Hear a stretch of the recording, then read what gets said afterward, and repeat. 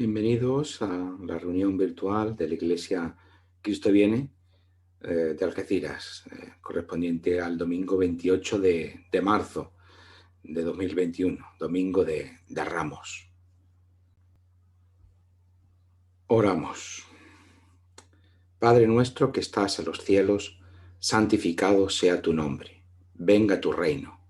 Hágase tu voluntad como en el cielo, así también en la tierra. El pan nuestro de cada día, dánoslo hoy. Perdónanos nuestros pecados, porque también nosotros perdonamos a todos los que nos deben. Y no nos metas en tentación, mas líbranos del mal. Amén.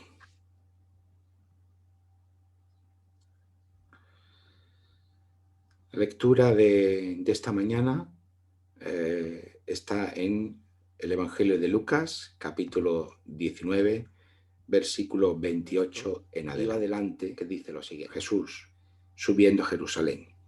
Al acercarse a Betfagé y Betania, al monte que se llama de los Olivos, envió a 2 de sus discípulos, diciendo: Id a la aldea de enfrente, y al entrar en ella hallaréis un asno atado en el cual ningún hombre ha montado jamás. Desatadlo y traedlo.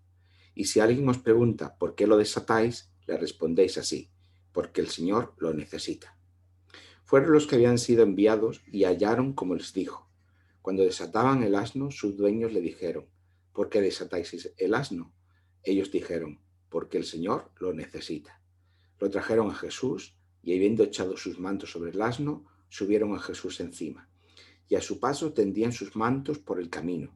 Cuando ya se acercaba la bajada del monte de los Olivos, toda la multitud de los discípulos, gozándose, comenzó a alabar a Dios a grandes voces por todas las maravillas que habían visto. Decían: bendito el Rey que viene en el nombre del Señor, paz en el cielo y gloria en las alturas. Entonces algunos de los fariseos de entre la multitud le dijeron: Maestro, reprende a tus discípulos. Él respondiendo les dijo: os digo que si estos callaran, las piedras clamarían. Cuando llegó cerca de la ciudad, al verla, lloró por ella, diciendo: si también tú conocieras, a lo menos en este tu día, lo que es para tu paz. Pero ahora está encubierto a tus ojos. Vendrán días sobre ti cuando tus enemigos te rodearán con cerca, te sitiarán y por todas partes te estrecharán. Te derribarán a tierra y a tus hijos dentro de ti, y no dejarán en ti piedra sobre piedra, por cuanto no conociste el tiempo de tu visitación. Amén. Está aquí la palabra del Señor en esta mañana. Hoy celebramos lo que en la tradición cristiana se conoce como Domingo de Ramos, el comienzo de la también así denominada Semana Santa. Y en los enunciados de nuestras Biblias, probablemente, encontraremos titulado el pasaje que acabamos de leer como la entrada triunfal en Jerusalén. Sin embargo, desconcertantemente, y si leemos con atención el texto, no encontraremos nada de esto en el pasaje de Lucas. Esto no es extraño, es un fenómeno que nos ocurre cuando leemos los pasajes de los evangelios, no en la concreción de ellos mismos, sino en una narración reconstruida en nuestra mente sobre la base de la comparación de los evangelios. Es decir, que leemos este pasaje de Lucas conociendo los pasajes de Mateo o de Marcos, incluso también cuando tiene un pasaje paralelo pues, en el Evangelio de Juan.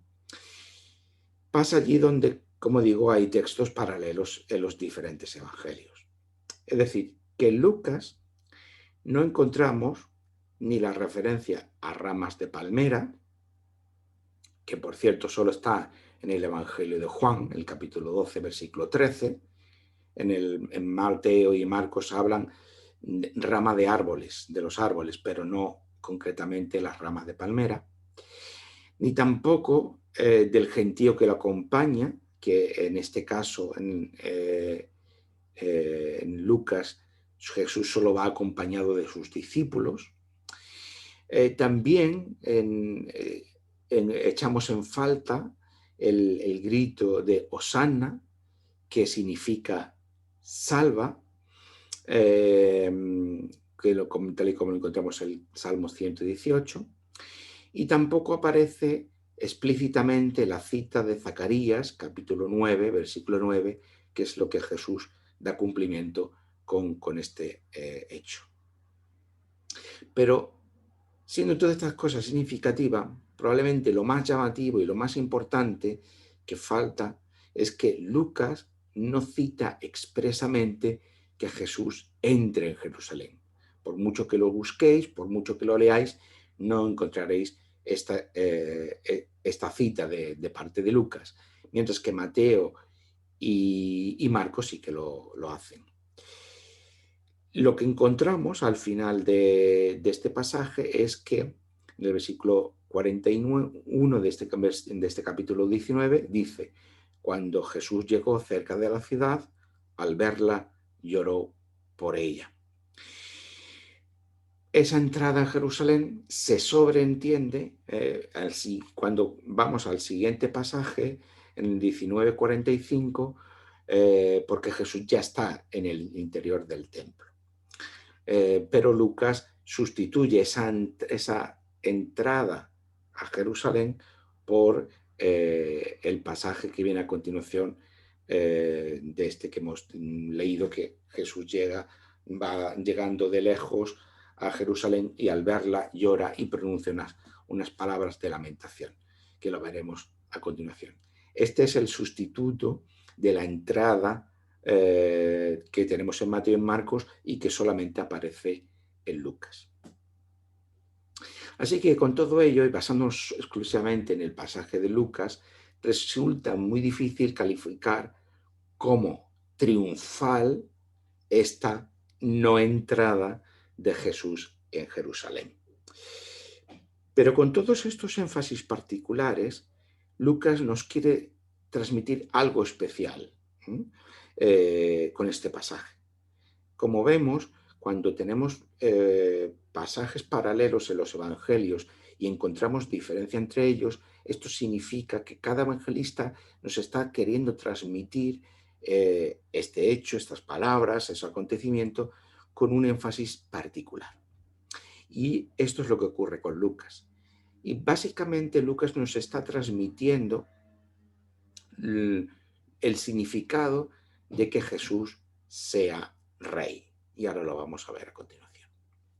Si os acordáis, cuando leíamos acerca del pasaje de la transfiguración, vimos como Pedro y los que lo acompañaban vieron la gloria de Jesús. Esto es el capítulo 9 del versículo 32 de este evangelio de Lucas. Y también vimos como Jesús, Elías y Moisés hablaban entre ellos y expresamente se decía en el versículo 31 y hablaban de su partida, y explicábamos que esa partida en el original griego encontramos la palabra éxodo, que Jesús iba a cumplir en Jerusalén.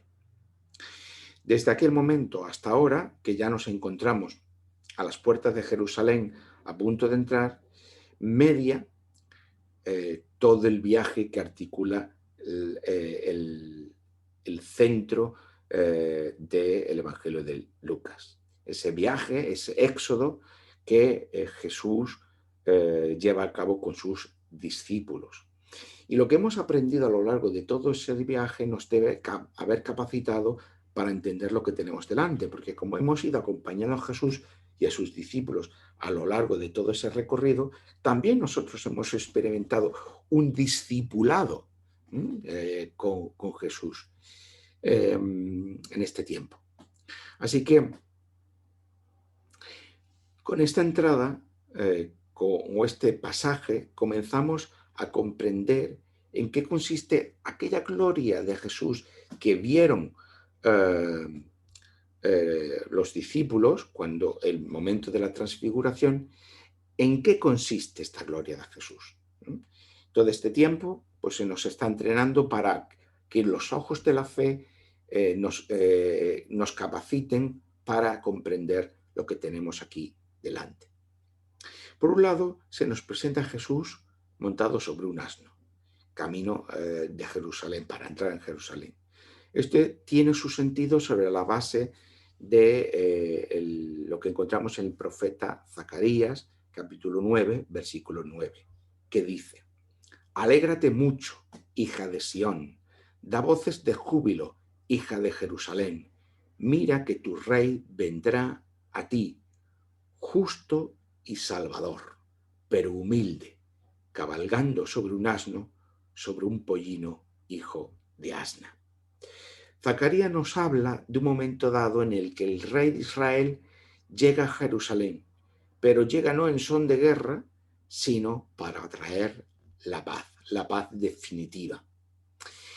Y de esa paz nos sigue hablando el propio Zacarías, el profeta Zacarías, en el siguiente versículo de este capítulo 9, que dice: Él, el rey, destruirá los carros de Efraín y los caballos de Jerusalén.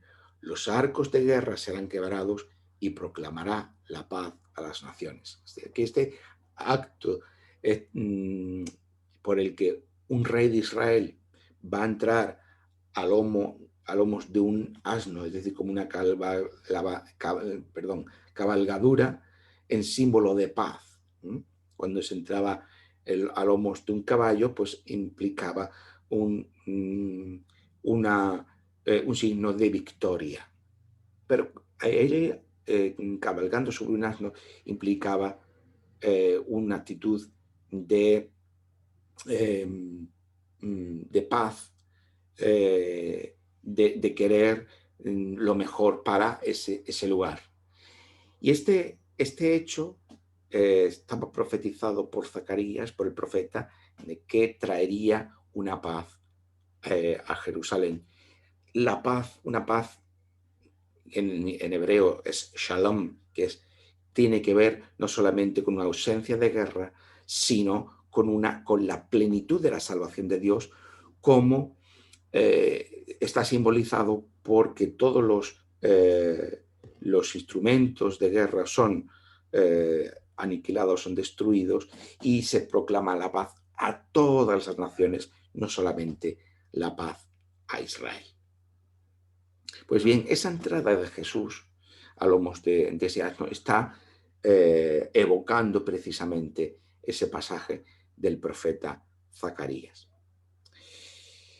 Esa alegría que el profeta pedía a Jerusalén por la llegada de su rey se expresa en el pasaje de Lucas con una referencia también al Salmo 118, versículos 25 al 26, que dice: Señor, sálvanos ahora, te ruego, Señor, que nos hagas prosperar ahora. Bendito el que viene en el nombre del Señor. Desde la casa de Dios os bendecimos. Este era el saludo con el que los peregrinos que llegaban a Jerusalén se saludaban. Por lo tanto, lo que tenemos aquí en los evangelios es esta doble referencia a pasajes del Antiguo Testamento. Por un lado, el pasaje de Zacarías, haciendo referencia a esa promesa: un día un rey de Israel traería la paz definitiva a Israel. Y por otro lado, el grito, el anuncio con el que, el saludo con el que se saludaban los peregrinos que acudían habitualmente a Jerusalén para cada una de las festividades. Además, ese Hosana que Lucas omite tiene que ver con referencia en el Salmo que dice, lo que hemos leído está traducido en castellano por Señor, sálvanos ahora. Sálvanos ahora es el Hosana. Y es significativo que Lucas omita ese saludo porque ya es suficientemente representativo de lo que nos quiere comunicar el evangelista. Probablemente nos está diciendo que esa salvación, que sería esperable de esa entrada de Jesús a lomos de un asno, según lo prometido por Zacarías, quizás no iba a tener lugar tal y como se esperaba respecto de Jerusalén. Esto lo vemos ahora.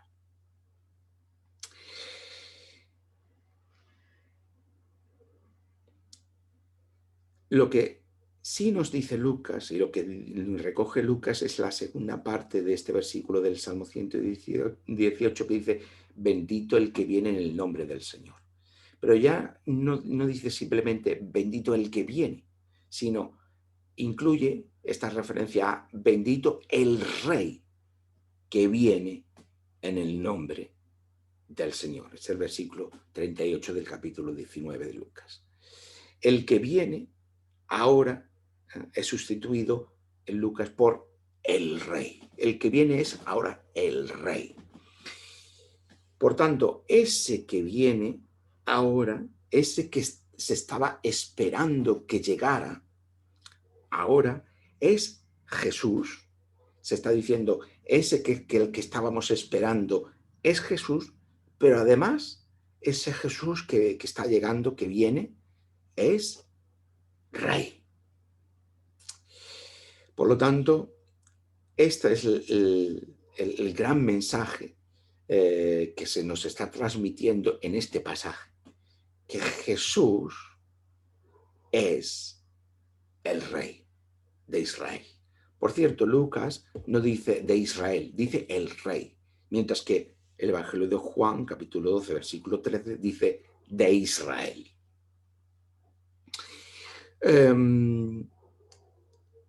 Probablemente porque Lucas quiere suavizar la connotación política que tenía esa designación Rey de Israel, para darle un sentido más amplio, un sentido salvífico, más que político.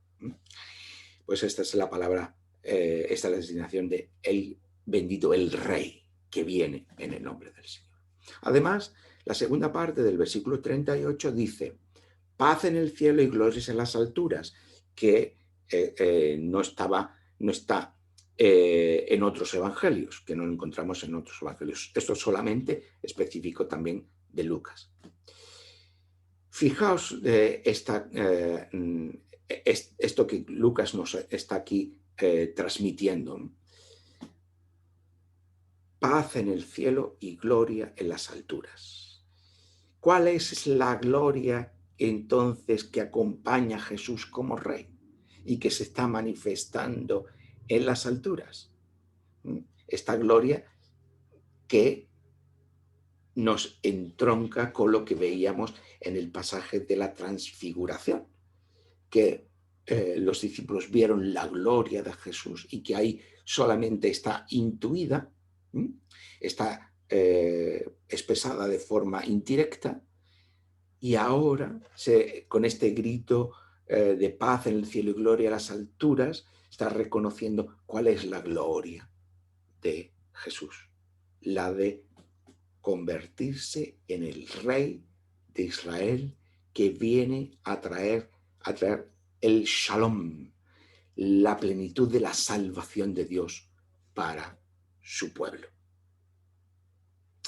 No hay que olvidar que la designación de gloria, como ya decíamos en su momento, pertenece también al campo semántico, al lenguaje del honor.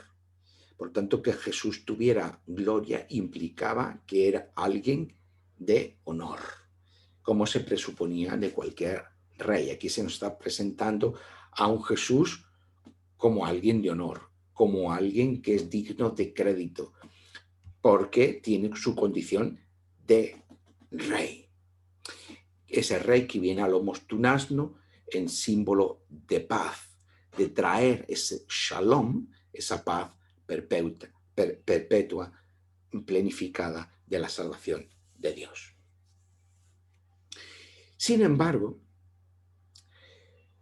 todo esto, toda esta presentación, en realidad tiene un fuerte contraste con los énfasis particulares que Lucas nos está transmitiendo este acontecimiento. Como hemos dicho, Lucas, a diferencia de Mateo y de Marcos, que mencionan expresamente que Jesús entra a Jerusalén, omite esa entrada y la sustituye por los versículos 41 al 49 de este capítulo 19. En el versículo 41 dice, cuando Jesús llegó cerca de la ciudad, al verla, lloró por ella. la alegría con la que los discípulos de Jesús lo aclaman, porque hay que tener en cuenta que esos escritos que hemos estado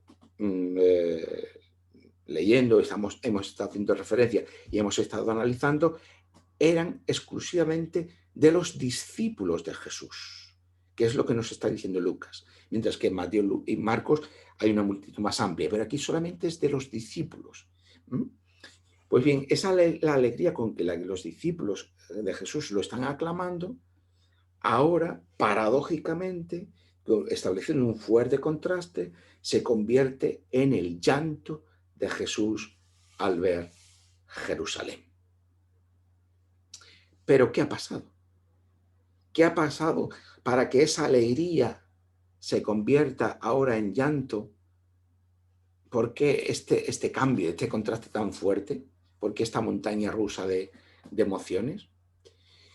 Lo que queda en medio es el rechazo o el no reconocimiento de los fariseos acerca precisamente de la condición de Jesús como rey. Leemos en los versículos 39 y 40 de este capítulo 19. Entonces, algunos de los fariseos de entre la multitud le dijeron: Maestro, reprende a tus discípulos. Esos discípulos que están proclamándole como rey, y les dicen: oye, esto no puede ser. ¿Tú le estás dando crédito a esta gente que está diciendo esto?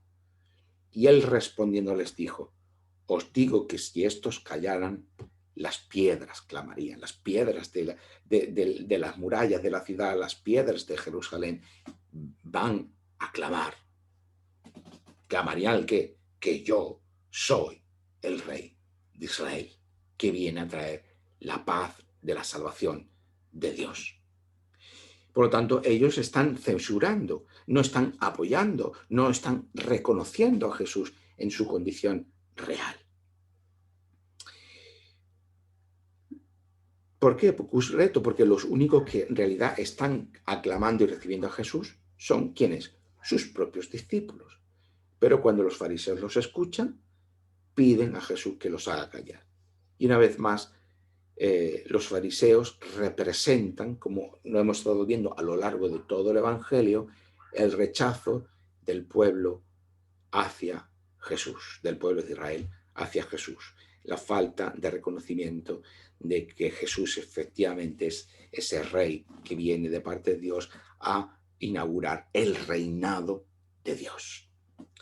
A pesar del esfuerzo de sus discípulos, lo que Jesús encontrará en Jerusalén será el rechazo, la vergüenza y la muerte en la cruz, el deshonor.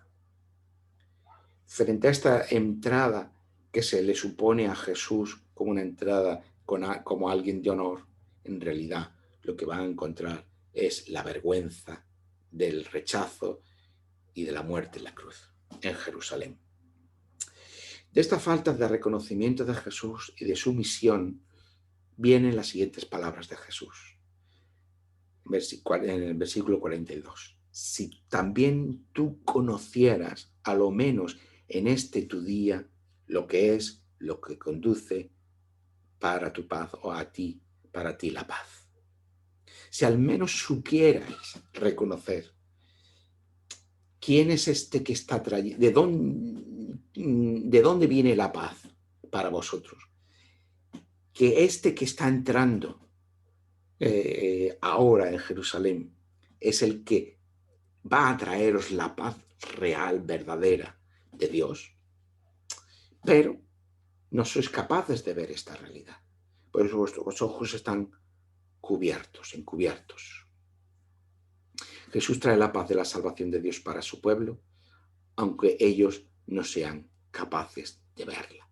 Y esto es lo que Lucas nos está enfatizando. Esto es precisamente lo que Lucas nos está enfatizando.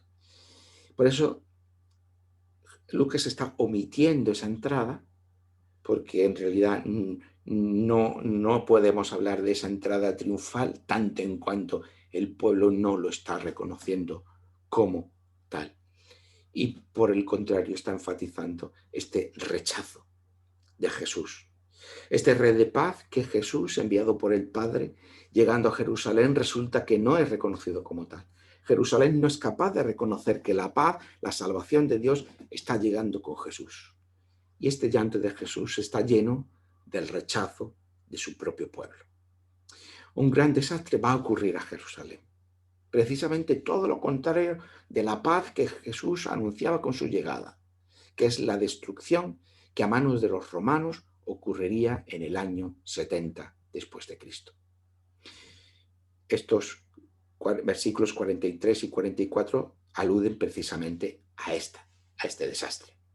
Vendrán días sobre ti cuando tus enemigos te rodearán de trincheras, te pondrán sitio, te atacarán por todas partes y te destruirán junto con todos sus habitantes. Están dirigiéndose a Jerusalén.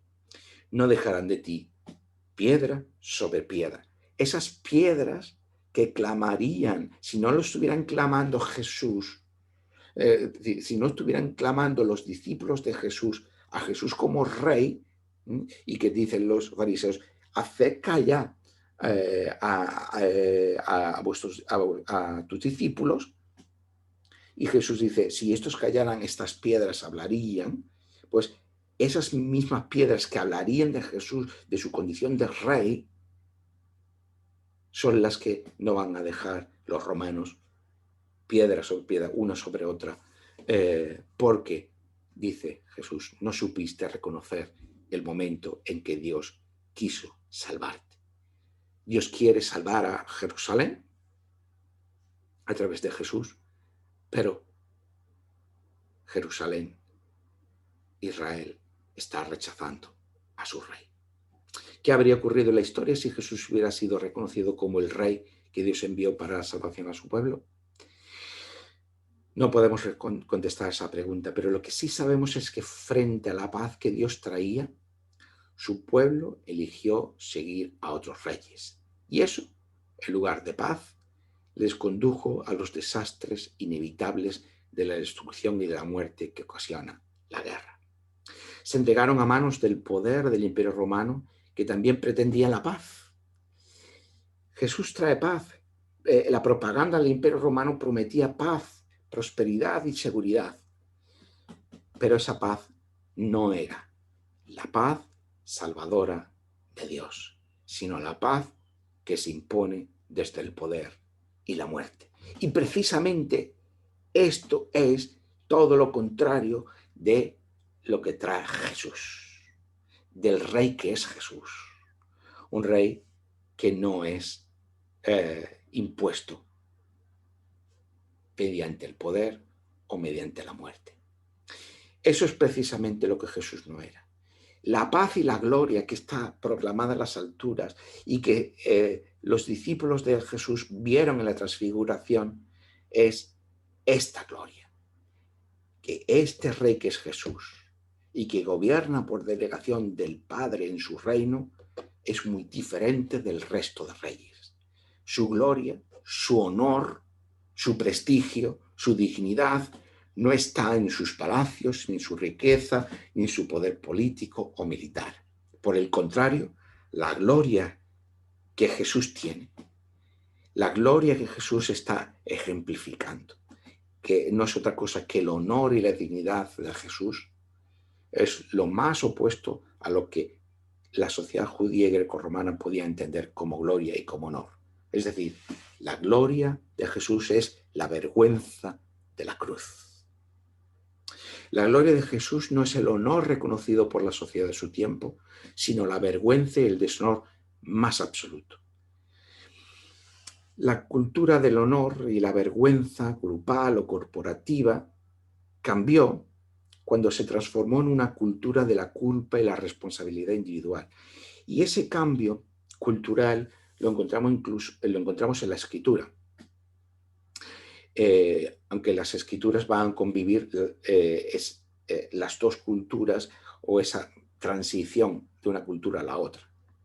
En la historia del cristianismo posterior se acabará imponiendo la cultura de la culpa y de la responsabilidad individual, aunque siempre habrá residuos de esa cultura del honor.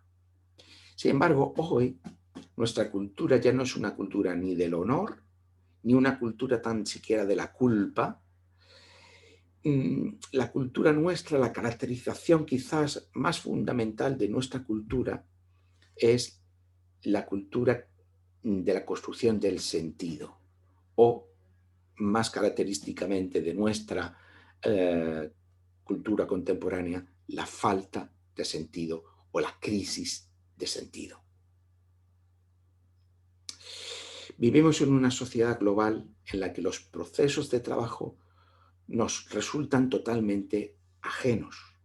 El mundo comercial y del transporte se mueve en una gigantesca red logística global de la que no formamos parte, salvo por una transacción virtual hecha desde nuestro teléfono móvil. El mundo de la gestión política se decide no en la inmediatez de lo local o en la concreción de un rey, sino a través de una maraña burocrática de la estructura del poder, que cada vez está más alejada de los ciudadanos. El mundo financiero cada vez menos está determinado por el dinero físico, sino por el virtual, y sus lógicas nos resultan opacas debido a que la proximidad del mercado de barrio se ha convertido en la abstracción amenazante a la que llamamos mercados. Y por cierto, la decisión política se compra a base de la deuda de los estados. ¿En quién? ¿En manos de quién? De los mercados. Mercados y grupos de inversión que nadie conoce y que quedan en el anonimato. El mundo del conocimiento y de la ciencia adolece de una superespecialización que hace que ya nadie tenga saberes generales, que a nadie piense los problemas globalmente o que tenga una comprensión abarcadora de lo que ocurre. Todo nuestro pensamiento y nuestro discurso va de la mano, por tanto, de los expertos. Pero ya no hay sabios, ya no hay ancianos, ya no hay mayores que sepan desde el reposo de la experiencia. Incluso la enfermedad se ha convertido en una pandemia, solo visible en unas cifras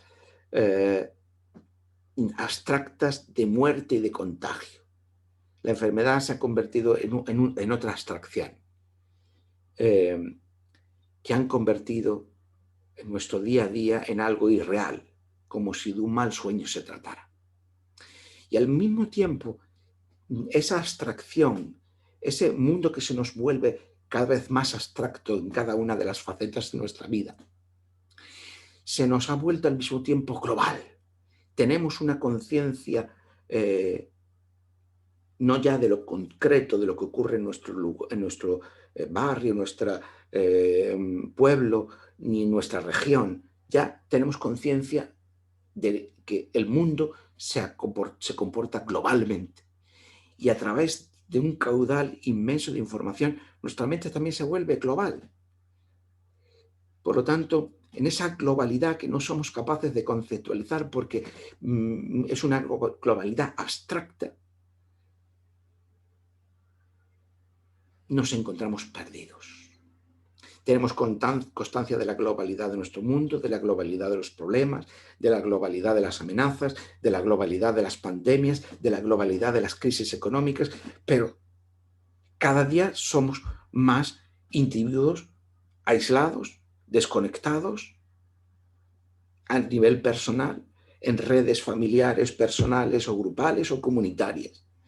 Por lo tanto, cada día somos más incapaces de acomodarnos a un mundo que nos es completamente ajeno, un mundo global y abstracto, en el que ni comprendemos ni tenemos un lugar.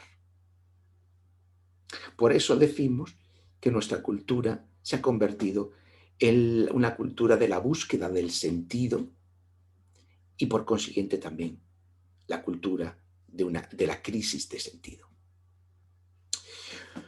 Un mundo que se vuelve global es un mundo abstracto y el peligro de vivir en dicha abstracción es el peligro, como hemos dicho, del sinsentido. Para el ciudadano medio su mundo ya no es comprensible y un mundo que no es comprensible no es habitable, se convierte en un mundo amenazante.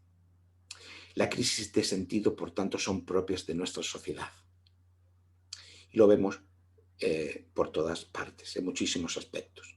No sabemos quiénes somos, ni dónde venimos, ni a dónde vamos. Por eso hay muchos hoy que, por ejemplo, es un rasgo, pero podríamos mencionar otros muchos, mendigan por un pedazo de identidad que mitigue el sinsentido del mundo. ¿Por qué en nuestra sociedad estamos tan constantemente en esa búsqueda de la identidad propia, grupal, nacional, regional, étnica, de género, lingüística, de cualquier tipo? Porque estamos en búsqueda de sentido. Porque estamos en una permanente crisis de sentido. No sabemos quiénes somos. Jesús llora frente a una Jerusalén que no entiende, que no comprende cuál es la lógica del reino de Dios. Vivimos en una sociedad con una crisis permanente de sentido, que tampoco entiende, que ya no se comprende ni tan siquiera a sí misma y que tampoco comprende, por tanto, este mensaje del Evangelio, este mensaje del reino. Como lo expresó el apóstol Pablo, Dios ha decidido salvar a los creyentes a través de una predicación que parece absurda, sin sentido. Pero nosotros predicamos a Cristo crucificado, que para los judíos es una piedra de tropiezo y para los paganos es cosa de locos. Pero Cristo es poder y sabiduría de Dios. Pues lo que en Dios parece absurdo, sin sentido, lo que para los judíos era un tropiezo y para los paganos era una cosa absolutamente demencial, de locos, sin ningún sentido, es mucho más sabio que lo humano. Y esto es lo que proclamamos nuevamente como iglesia, reconociendo a este Jesús que está entrando a lomos de un asno, entrando a Jerusalén, a la Jerusalén del mundo, para traer la paz, el shalom, la plenitud de la paz, de la salvación de Dios para el mundo. En esta entrega de Dios en Cristo y el Espíritu Santo es donde el mundo encuentra su sentido, a través del sinsentido de la cruz. Este es el centro paradójico del Evangelio. Encontrar el sentido del mundo a través del sinsentido de la cruz. Esto es la paradoja que nos transmite Pablo del Evangelio. Es la paradoja que los evangelistas también nos están haciendo comprender. Y precisamente el mundo que encuentra su sentido a través del sinsentido de la cruz es lo que vamos a celebrar en esta Semana Santa que hoy comienza. ¿Quieres acompañarnos? Oramos. Hosana al Rey, bendito el Rey que viene en el nombre del Señor. Paz en el cielo y gloria a las alturas. Aun si nuestras voces fueran silenciadas, la creación misma alzaría su voz para alabarte. Hosana en las alturas, Jesucristo nuestro Señor. Amén. Que el Señor haga resplandecer su rostro sobre nosotros y tenga de nosotros misericordia.